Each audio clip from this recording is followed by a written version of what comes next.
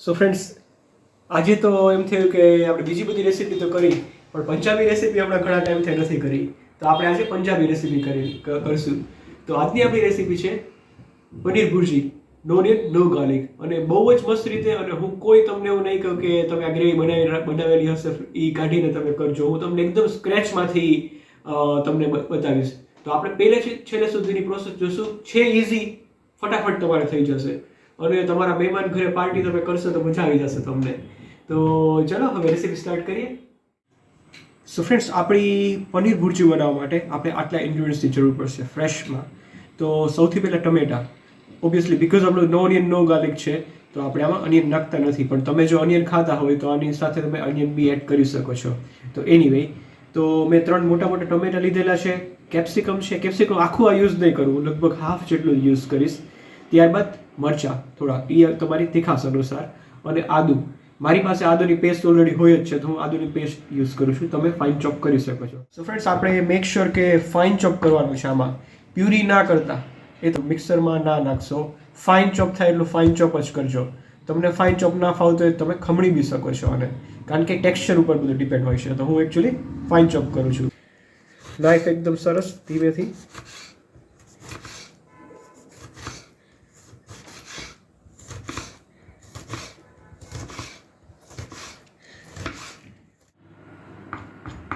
So friends, આપ જોઈ શકો છો, જો આ મેં ટમેટા એકદમ ફાઇન ચોપ કરી લીધેલા છે. એવી જ રીતે મેં કેપ્સિકમ અને આ લીલા મરચાં છે. મારા મરચાં થોડા મોડા હતા એટલે મેં ક્વોન્ટિટીમાં નાખ્યા છે, પણ તમે તમારી તીખાશ અનુસાર નાખજો. ઓકે. સો ફ્રેન્ડ્સ, હવે હું ગેસ પાસે આવી ગયો છું, અને આપ જોઈ શકો છો મારા ટમેટોઝ રેડી છે, કેપ્સિકમ રેડી છે, ગ્રીન ચીલી, અને મારી કોથમીર, અને આ આદુ છે. હું ઓલરેડી આવી રીતના ચોપ કરીને જ રાખું છું. અને આ કોથમીર કેવી રીતે, જો આ એકચ્યુઅલી હમણાં જ રિસેન્ટલી જ મેં અપલોડ કર્યો છે. આ ખૂબ જ ઇન્ટરેસ્ટિંગ વિડીયો છે ફ્રેન્ડ્સ, તમે આ ખાસ જોજો. કોથમીરને કેવી રીતે લોંગ ટાઈમ સાચવી શકાય છે, અને એકદમ ફ્રેશ છે, ધોયેલી છે, સીધી આપણે યુઝ કરવાની હોય, એટલે બહુ જ કન્વિનિયન્ટ પડે છે. એટલે મેક શ્યોર તમે આ વિડીયો જોજો, મેં લિંક મૂકી દીધેલી છે. સારી ક્વોલિટીનું નોનસ્ટિક હું એમાં બનાવું છું. તો સૌથી પહેલાં હું થોડું તેલ લઈશ. એકચ્યુઅલી તમે 100% બટર અથવા ઘીમાં બી કરી શકો છો, પણ હું મિક્સ કરું છું. પણ બટરની હું ક્વોન્ટિટી ઝાઝી રાખીશ થોડીક. કંજુસાઈ ના કરશો બટરમાં તમે. તો જો આટલું મેં અત્યારે એડ કર્યું છે. હવે ફ્રેન્ડ્સ, બટર આપણે મેલ્ટ થવાની રાહ નથી જોવાની. જ્યારે મેલ્ટ થતું હોય ત્યારે જ જો આવી રીતના મેં થોડું જીરું એડ કરી દીધું. જીરું નાખ્યા બાદ હું 2 લીવ્સ, તેજપત્તા, 1 હું સિનેમન, 2 થી 3 ક્લોવ્સ, થોડી જાવિત્રી, અને 3 એલચી અને કાળી એલચી. ફ્રેન્ડ્સ, હું જનરલી ગ્રેવી રેડી જ રાખું છું, પણ અગેન મારે તમને એ કહેવાનું કે પછી બધા લોકો મને એવું કહે છે કે સર અમારી પાસે તમારી જેમ ગ્રેવી રેડી જ ના હોય, તો એટલે હું તમને એકદમ સ્ક્રેચથી બનાવવાનું શીખવાડું છું. તો અમે ગરમ મસાલા નાખ્યા છે, તમારી પાસે આનાથી જેટલા હોય એટલા નાખજો. થોડા ઓછા હશે તોય કોઈ પ્રોબ્લેમ નહીં થાય. હવે આપણે તેલમાં થોડું એને કૂક થવા દઈશું. તમને સુગંધ આવી જોઈએ ફ્રેન્ડ્સ. અને બીજું બી તમે એક ધ્યાન રાખજો કે બળી ના જાય. ફ્લેમ તમે થોડો કંટ્રોલ રાખજો, એકદમ અત્યારે ફાસ્ટ ના કરી દેતા. હવે ફ્રેન્ડ્સ, મને એકચ્યુઅલી સુગંધ આવવા માંડી છે બધા મસાલાની, એ થોડા કૂક થઈ ગયા છે. હવે હું આદુ એડ કરું છું. તમે 100% જૈન કરતા હોય, તમે આદુ કદાચ ના ખાતા હોય તો આદુ તમે ના નાખો તો ચાલશે. નેક્સ્ટ, લીલા મરચાં, ગ્રીન મરચાં, આપણે ગ્રીન ચીલી એડ કર્યા બાદ કેપ્સિકમ.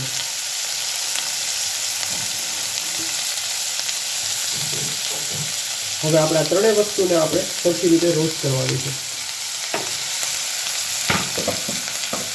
ફ્લેમ આપણે આવી રીતના હાઈ રાખશું.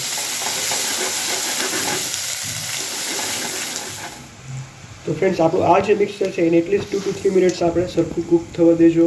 મીડિયમ ફ્લેમ ઉપર કરજો, એકદમ સ્લોમાં ના કરતા. હવે ફ્રેન્ડ્સ, નેક્સ્ટ આપણે ફ્લેમ થોડી તમે ઓછી કરી નાખજો જેવું આ કૂક થાય ત્યારબાદ. અને હું સૌથી પહેલાં હળદર એડ કરીશ. મસાલા બી આપણે મોસ્ટલી બધા બેઝિક જ લઈશું. થોડી હળદર, થોડું ધાણા જીરું. ધાણા જીરુંની ક્વોન્ટિટી તમે થોડી ઓછી રાખજો. આમાં કલર આનો કાળો ના થઈ જવો જોઈએ. રેડ ચીલી એ બી ઓછી ક્વોન્ટિટીમાં. તમે ગ્રીન ચીલીનો ઉપયોગ કરજો તીખાશ લાવવા માટે, રેડ ચીલી આઈડિયલી ઓછી કરજો. અને જો તમારી પાસે હોય તો કિચન કિંગ મસાલો, મારી પાસે કિચન કિંગ છે તો હું એડ કરું છું. તમારી પાસે કદાચ ના હોય તો ઇશ્યુ નથી, ગરમ મસાલો બી ચાલશે. અને જસ્ટ પિંચ ઓફ થોડોક જ ગરમ મસાલો. હવે પાછું આપણે બધું મિક્સ કરીશું. ઓઇલમાં અત્યારે પાણી કે એવું કાંઈ ના નાખશો, ઓઇલમાં બધું તમારા મસાલા સરસ રીતે રોસ્ટ થવા છે. 1 મિનિટ બાદ ફ્રેન્ડ્સ હવે આપણે એમાં ટમેટોસ આપણે એડ કરી દઈશું. તો હવે ટમેટોસ એડ કરીએ. અને જેવા તમે ટમેટો એડ કરો ફ્રેન્ડ્સ એટલે હવે સોલ્ટ એડ કરવાનું છે. તો આપણે સ્વાદ અનુસાર મીઠું એડ કરીશું. મેં મોસ્ટલી બટરમાં જ કર્યું છે, તો મારે તમે એવી રીતના જોઈને તમે એડ કરજો.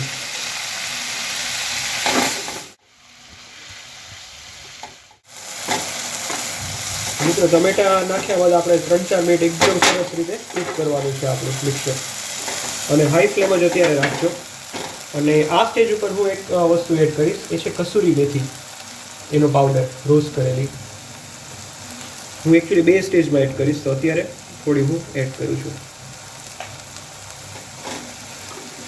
અને આપણે ફ્લેમ થોડી હાઈ કરી પાછું મિક્સ કરી અને આપણે ટમેટાને એકદમ ખટાશ દૂર કરવાની છે. તો ટમેટાને આપણે પ્રોપર કૂક કરવાનું છે, એ ધ્યાન રાખજો આપણે ખાસ, કારણ કે ટમેટામાં ખટાશ રહી જશે તો એ જરાય મજા નહીં આવે.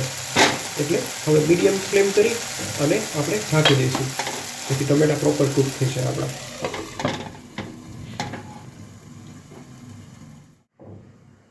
સો ફ્રેન્ડ્સ આપણે કવર કરશું. હવે આને આપણે સ્લો ટુ મીડિયમ હીટમાં હવે કૂક થવા દેશું.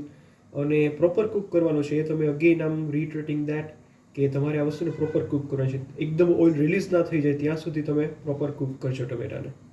જોઈ લઈએ, જો એકદમ એ સોફ્ટ થઈ ગયા છે. મેં કંઈ પાણી કે કશું નથી નાખ્યું. ઓકેશનલી તમે થોડી વાર ચલાવતા રહેજો એટલે નીચેથી ચોટી ના જાય.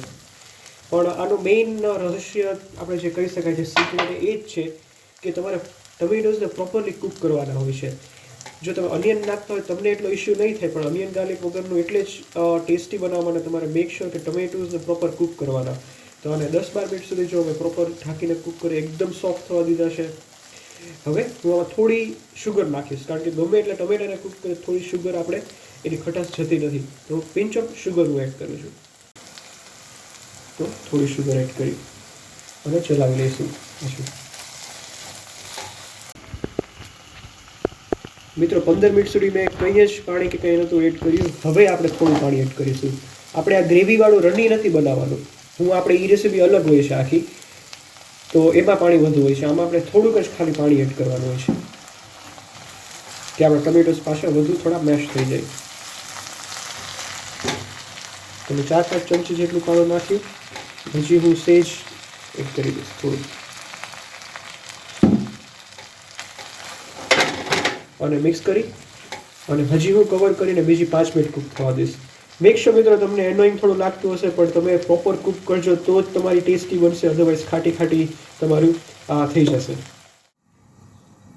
સો મિત્રો પાણી નાખ્યા બાદ મેં બીજી 5 મિનિટ કૂક થવા દીધું છે.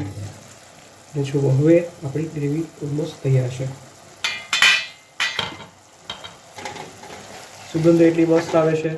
અને તમને પહેલાં જોતા એવું થયું છે કેટલા બધા ટમેટા, જો ટમેટા બધા શ્રિંક થઈ ગયા અને એકદમ ઓછું થઈ ગયું. એટલે તમે મેક શ્યોર ટમેટા સરખા એમ એડ કરજો. હવે હું થોડું મિક્સ કરી અને એક વસ્તુ અત્યારે હું એડ કરું છું. આ માવો છે એકચ્યુઅલી. જો તમારી પાસે માવો હોય તો તમે એડ કરજો, ન હોય તો કાં તમે કાજુની પેસ્ટ, કાજુ બાફી અને એની પેસ્ટ એડ કરી શકો છો.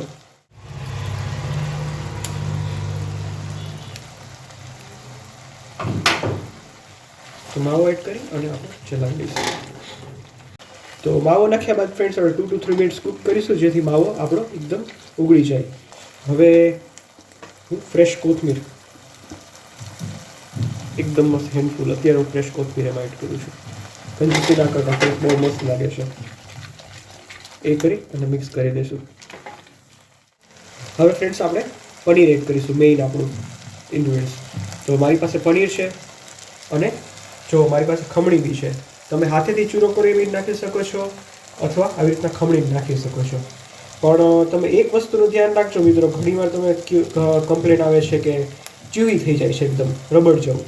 પનીર નાખ્યા બાદ પનીરને ઝાઝું કૂક કરવાનું નથી હોતું, એટલે તમે એ ધ્યાન રાખજો કે આ પનીર લાસ્ટ ઓલમોસ્ટ સ્ટેજ હોય ત્યારે જ તમે એડ કરજો. હું થોડું એડ કર્યું, હવે મિક્સ કરી દઈશ.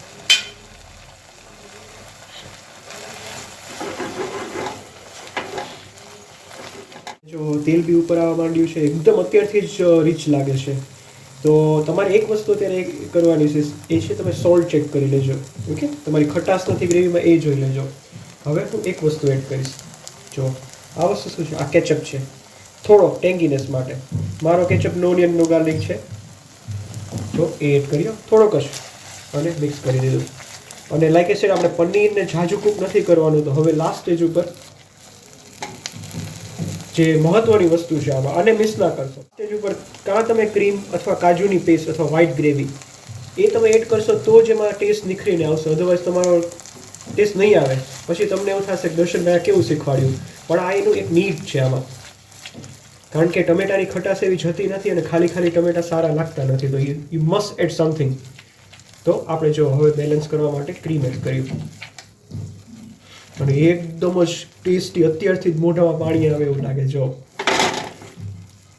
અને એનું ટેક્સચર જો એકદમ પરફેક્ટ છે, જરાય ડ્રાય નથી થઈ ગયું, એવું ગ્રેવીવાળું બી એકદમ એવું નથી થઈ ગયું. તો બસ હવે રેડી છે. હું ખાલી એક ડોલોપ્સ ઓફ બટર આમાં એડ કરીશ અને આપણું કમ્પ્લીટલી રેડી છે. બટર,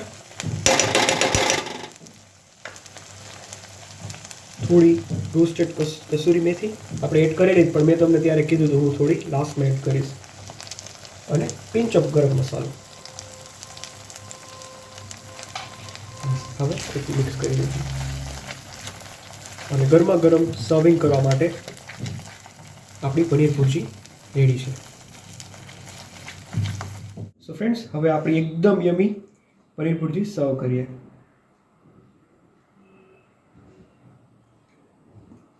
એની તમે ટેક્સચર જુઓ, થિકનેસ જુઓ.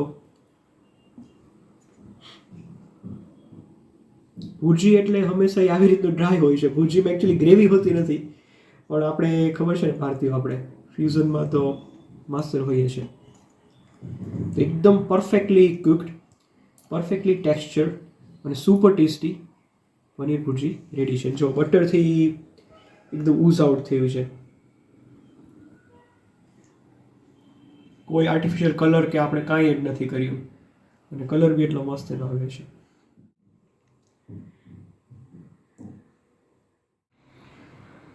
તો ફ્રેન્ડ્સ, આપણે ચેરી ઓન ધ કેક તો જોઈએ જ.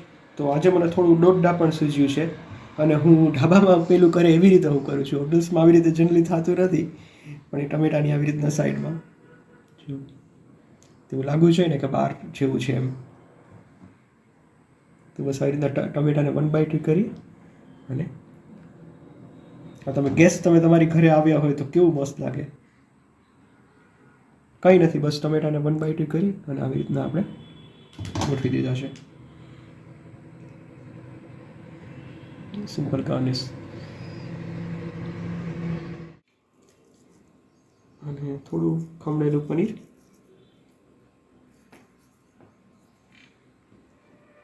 અને લાસ્ટ કોથમીર.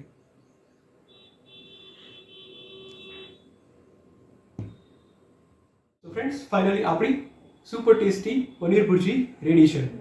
બસ તમે આની સાથે નાન હોય, બટર રોટી હોય, ચૂરચૂર નાન હોય એટલે તો મજા પડી જાય. તો ચૂરચૂર નાન, તંદૂરી રોટી આપણે એની રેસિપી ઓલરેડી મૂકી દીધેલી છે, તો તમે એ બી ખાસ ચેક કરી લેજો.